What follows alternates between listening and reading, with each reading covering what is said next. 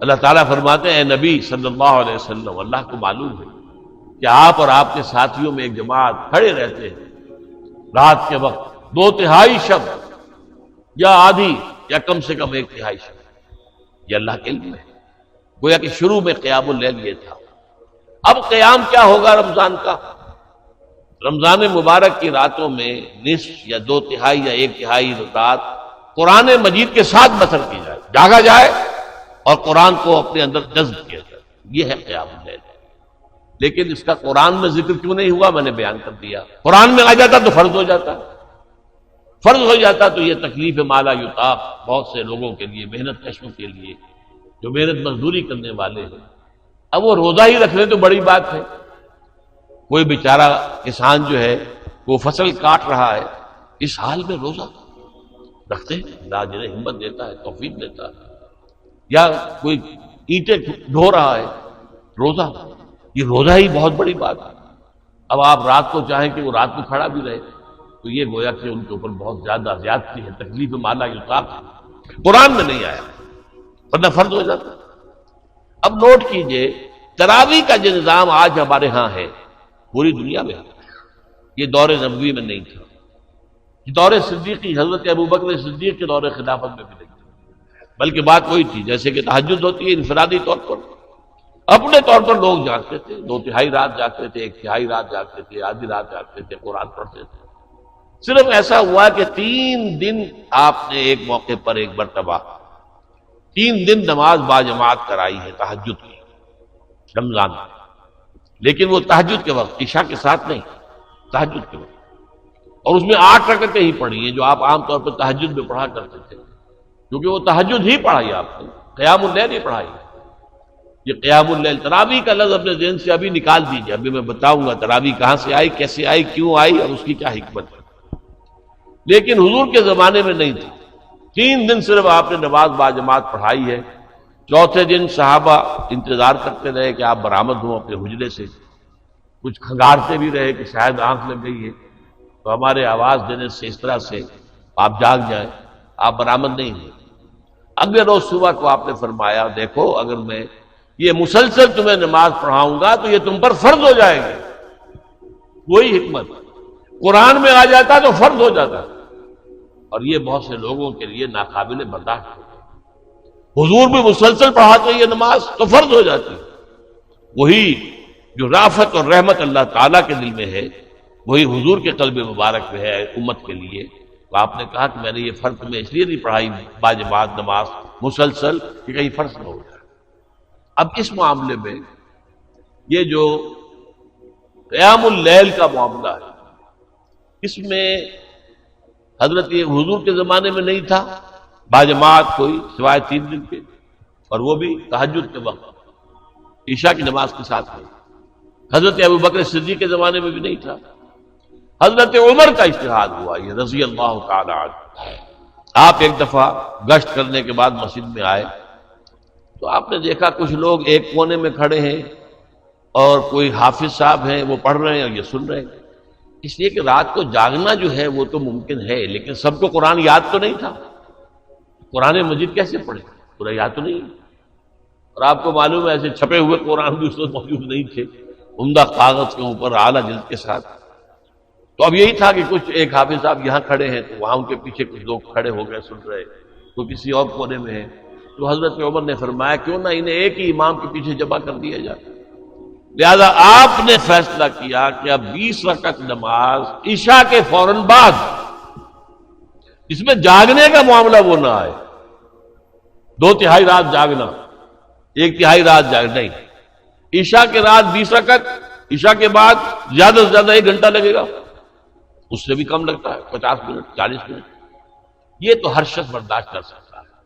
تو گویا کہ اصول کیا ہوا کہ ما لا یدرک کلہ لا یترک کلہ، اگر کوئی چیز بتمام و کمال حاصل نہیں کی جا سکتی تو اسے بالکل چھوڑ نہیں دینا چاہیے، کچھ جو بھی حاصل ہو سکتا ہے وہ لے لینا چاہیے۔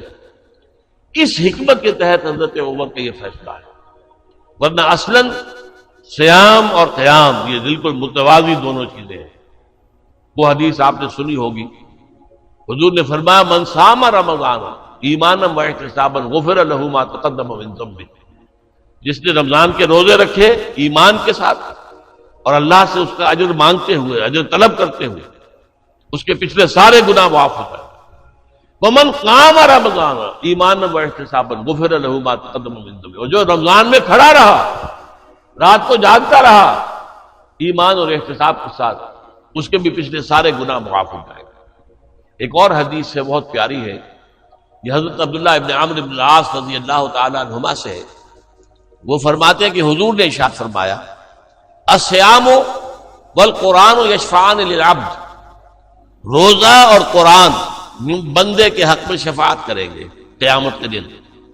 یقول الصیام، روزہ یہ کہے گا اے رب، اے پروردگار، منعتہ الطعام والشہوات بالنہار، میں نے تیرے اس بندے کو دن کے وقت کھانے پینے سے روکے رکھا، قضائے شہوت سے روکے رکھا، حالانکہ بیوی موجود تھی اور اس کے لیے حلال راستہ موجود تھا، لیکن رکا رہا کیوں؟ میری وجہ سے کہ روزہ ہے، تو میری شفاعت اس کے حق میں قبول فرما۔ وَيَقُولُ القرآن، قرآن کیا کہے گا؟ مَنَعْتُهُ النَّوْمَ بِاللَّيْلِ، میں نے اسے رات کے وقت سونے سے روکے رکھا، فَشَفِّعْنِي فِيهِ، تو میری شفاعت اس کے حق میں قبول فرما۔ فَيُشَفَّعَانِ، حضور فرماتے ہیں دونوں کی شفاعت قبول کی جائے گی۔ اب سوال یہ ہے کہ اس تراویح کی نماز میں کتنی کچھ رات کو آپ پہ جاگنا ہو جاتا ہے؟ آج کل 11 ساڑھے 11 سے پہلے کوئی سوتا ہے؟ عام طور پر تو 12 بج جاتا ہے۔ یہ عشاء کی نماز کے ساتھ اگر اضافی آپ 1 گھنٹے جاگ لیے تو کیا یہ منعتہ النوم باللیل اس کے مصداق بن گیا؟ نہیں، یہ چیز اصل میں حضرت عمر کا اجتہاد ہے، اور چونکہ ہمیں حکم ہے علیکم بسنتی و سنت الخلفاء الراشدین المہدیین، اے مسلمان تم پر لازم ہے میری سنت کا اتباع اور میرے خلفائے راشدین المہدیین کی سنت کا اتباع۔ لہذا اہل سنت والجماعت کے جو چاروں مسلک ہیں ان میں تراویح کا یہ نظام ہے۔ اہل حدیث حضرات اس کو نہیں مانتے، 20 کی بجائے 8 پڑھتے ہیں، حضور سے 8 ثابت ہے، یہ صحیح ہے، حضور سے 8 ہی ثابت ہے، کہ حضور سے تو پھر صرف 3 دن کی ثابت ہے، یا تو پھر پورا اگر حدیث پر عمل کرنا ہے تو یہ پورے رمضان میں تراویح پڑھنا آپ کے لیے درست نہیں ہوگا، جو 3 دن پڑھائیے صرف، باقی انفرادی پڑھے لوگ۔ لہذا یہ بات یہ ہے کہ ہمارے لیے حضرت عمر کا اجتہاد، حضرت عمر نے خود اسے بدعت قرار دیا۔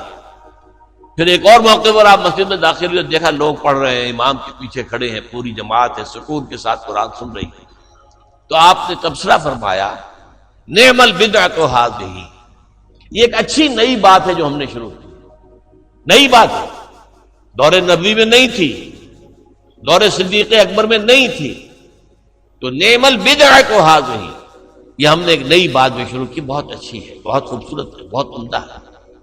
یہ ہے اصل میں قیام اللیل کا اصل مقصد۔